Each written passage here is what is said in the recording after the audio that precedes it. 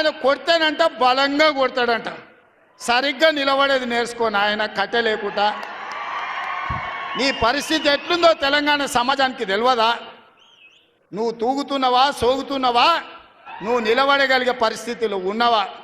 ఆయన బలంగా కొడతాడంట, ఆయన లేచి వస్తాడంట.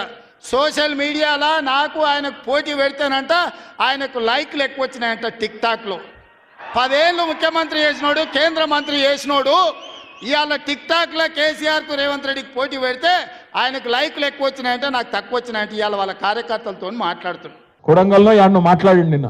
ఏమంటాడు? కేసీఆర్ నువ్వు కొట్టుడు కాదు, నువ్వు నిలవాడు, సరిగ్గా నిలవాడు, కట్టలేకుండా నిలవాడు అంటుండు.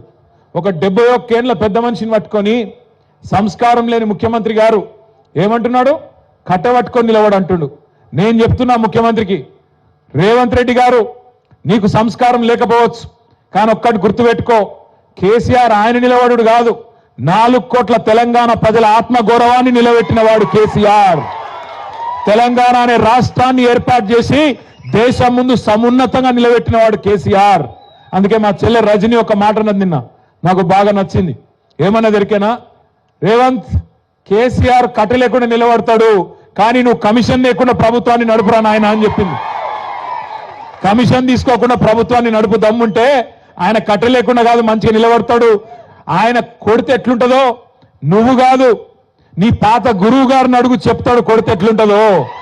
నీ ఇప్పుడు గురువుని అడుగు, నీ గురువుని అడుగు, రాహుల్ గాంధీ వాళ్ళ అమ్మని అడుగు, చెప్తుంది ఎట్లా ఢిల్లీ మెడలు వంచి తెలంగాణ తెచ్చిండో కేసీఆర్ కొడితే ఎట్లుంటుందో ఆ దెబ్బ తిన్నోళ్ళని అడుగు, తెలుస్తుంది.